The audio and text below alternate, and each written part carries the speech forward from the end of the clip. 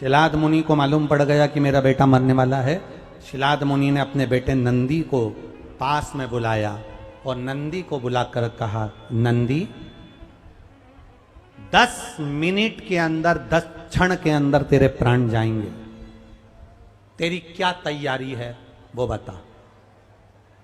यह बाप अपने बेटे से कह रहा है, 10 मिनट में तुम्हारे प्राण जाएंगे, क्या तैयारी है तुम्हारी बताओ। कोई तुमसे कह दे कि 10 मिनट बाद तुम्हारे प्राण छूटेंगे, तुम्हारी तैयारी क्या है। नंदी ने कह दिया, मेरी एक ही तैयारी है, जब 10 मिनट मेरे पास में है तो मैं शंकर के शिवलिंग के सामने बैठूंगा, शंकर के शिवलिंग को स्पर्श करूंगा, उसका नाम जपूंगा, बस ये मेरी तैयारी है। फिर वो जाने और उसका काम जाने। आया यमराज बंदी बनाने के लिए नंदी को। नंदी शिव जी के शिवलिंग के सामने बैठा है और स्पर्श करा हुआ है। स्पर्श नंदी ने शंकर भगवान का स्पर्श किया, आलिंगन किया है।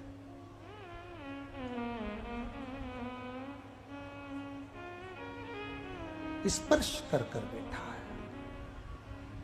और यमराज मंदिर के अंदर प्रवेश नहीं करा। जैसे ही यमराज अंदर आया, शंकर भगवान प्रकट हो गए। शिलाद मुनि अपने बेटे को मरता हुआ नहीं देखना चाहता था, इसलिए वो बाहर खड़ा था। शिलाद मुनि बाहर खड़े थे।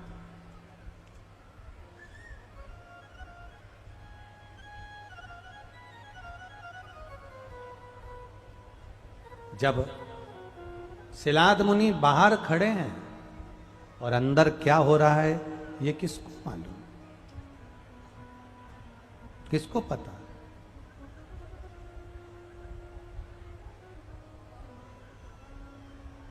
किसको मालूम कि अंदर क्या हो रहा है।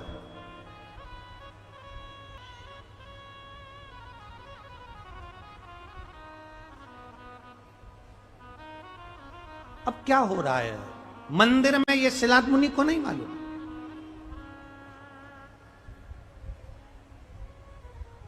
शिलाद मुनि बाहर, यमराज बंदी बनाने के लिए आया।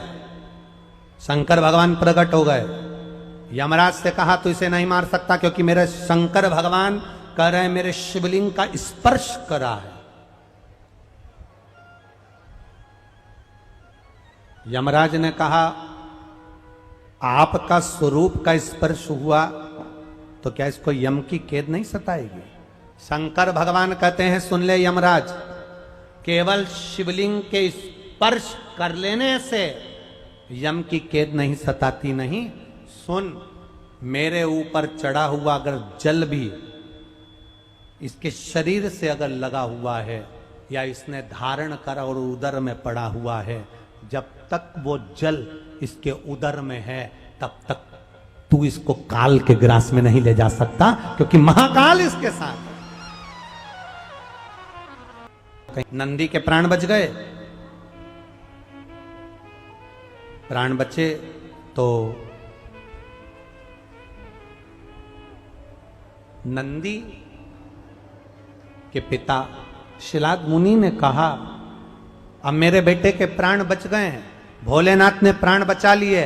तो शिलाद मुनि ने कह दिया भोलेनाथ आपने मेरे बेटे के प्राण बचाए, आज से ये मेरा बेटा नहीं, आज से ये तुम्हारा बेटा हो गया, अब तुम्हारा है। शिलाद मुनि ने कहा बेटा तुमको दे दिया। शिवजी ने बेटे के लिए विचार किया